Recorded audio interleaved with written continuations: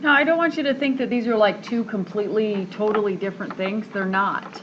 Actually, they're still both based on area between curves and the cylinder. So the only difference in the washer method, and I don't want to lose that sheet. So the washer method for volume, and really the difference between the disc and washer, the disc, think of it, a disc, think of like have you ever heard of a flying disc?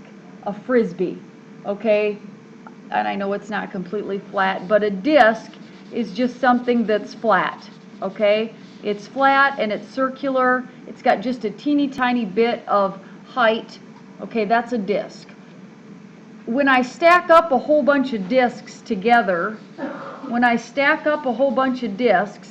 I can get a volume, okay? A washer. Now, you may not know what a washer is, but a washer is typically a flat little piece of metal with a hole in the middle. It's just like this shape, it's just like a disc, but they poked a hole in the middle. And typically it's used like when you're, it's used to fasten things. I don't know if any of these things have, yep, come up here, everyone, come up here. You're gonna see a washer. So in the washer method, basically our picture is going to look a little bit different. This would be the washer method with a horizontal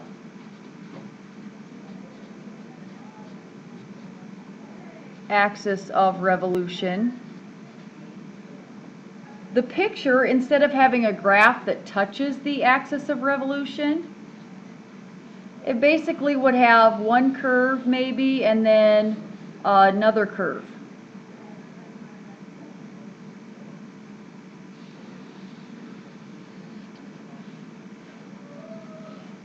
So if we're looking at finding this little area right here, we would have a capital R of X, the outer radius, and we would have an inner radius, little r of x. So if you were writing the formula down and notice the capital R of X and the little r of X, this, basically this, and don't draw this picture, well, then your cross section is going to be like that. That is the disc that's going to create the washer. So every time you're doing a picture, you need to draw the area. Basically, it's an area between two curves, and then draw that rectangle, top minus bottom. The little r of x is this little radius, distance from here to here. The capital R of x would be this radius. So to get this radius that we need for our washer, we have to subtract them. But remember, since we're rotating these around the x-axis, when you rotate this shape around the x-axis, it's basically just going to be a tube, but it's going to be wavy on the outside and wavy on the inside. You have to square it to get that cylinder because you're now rotating this around. And so what you're going to have is you're going to integrate from A to B. Okay, again, the integral from A to B. And you're going to have to take your outer radius and square it and subtract your inner radius and square it. That is your full radius that you need for your washer. And then your dx is the height of the washer. Multiply by pi again, and there's your volume. So the only difference here is that when you have a hole in whatever you're rotating, in other words, it's not touching the entire axis of rotation, you have to square each function and subtract them. So you still have to be able to find the top minus the bottom. It's still top minus bottom. Now, if it's a vertical axis of revolution,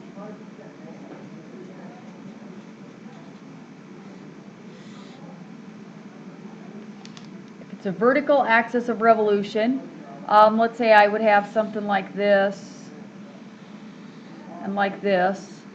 This is the axis of revolution now, the y-axis.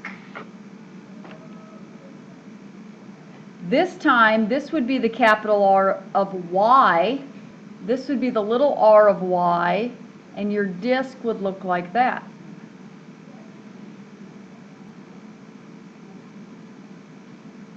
you'd have the integral from c to d of capital R of y squared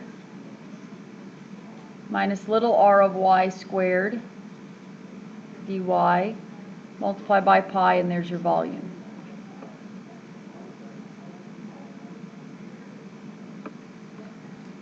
Really, it's not much different. I could have just given you this washer method, okay, because the disk is really, the second radius is just 0. It's an axis of revolution.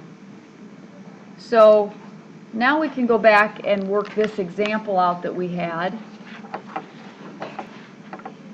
So if we're revolving with respect to the x-axis, I know that my disk has to look like this. I expect that to be drawn in. This is my capital R and this is my little r on the bottom. So what function is the capital R? The x squared or the 4 minus x squared?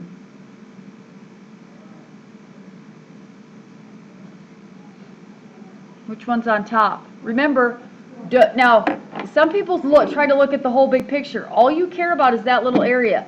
So you can get rid of everything else. What's on top in there? Yep, it's the one that opened down, right? So I'm going to need to take that one and I'm going to need to square it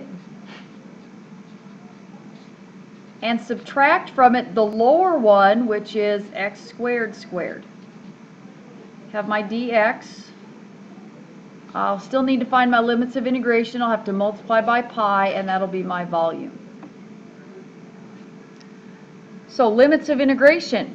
Can you tell what the x values where they meet are? 0 to 2. Alright, so this one's going to be a little algebra heavy, so let's just do a little FOIL here, and then on a separate sheet we'll make it look nicer. So to square this, you have to FOIL. So that's going to be 16x squared minus 4x cubed minus 4x cubed plus x to the 4th. And then that'll be minus another x to the 4th. So my volume is actually going to be pi times the integral from 0 to 2 of, let's see, what's this going to simplify to be?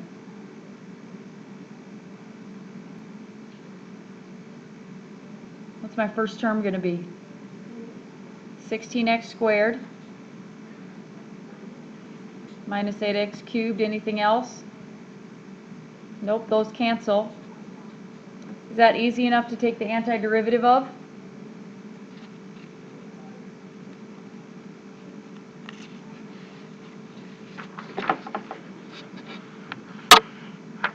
Alright, so the antiderivative, leave the pi outside, use the power rule, 16x cubed over 3 minus 4x to the 4th, no, 2x to the 4th from 0 to 2.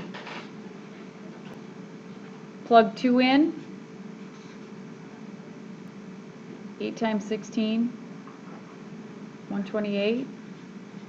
Please tell me if I'm wrong. Minus 32 minus 0. So 32 over 3 would be 96 over 3. 96, 128 minus 96, 32 pi over 3. Please leave it in terms of pi.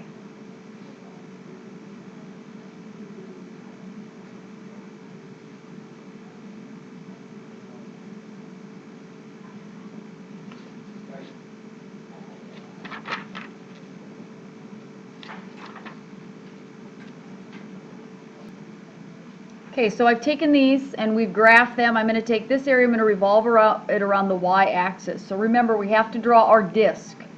Our disk goes from here to here.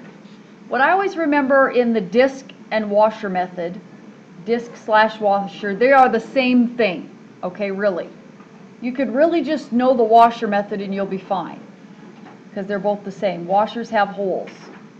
Okay? Your disk is perpendicular to your axis of rotation always. Okay, so the disk we're rotating, now what we're going to do is we're going to rotate, and remember you're going to have lots of different disks, but you just need to draw one disk. And the disk, by drawing the disk, it helps you find in relation to your axis of rotation what is the capital R and the little r, what is the outer radius and the inner radius. So what function is the outer radius here? X equals 2, all right, so x equals 2.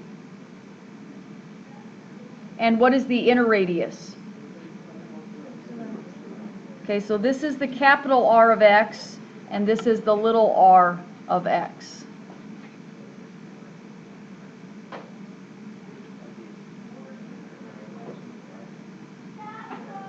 What?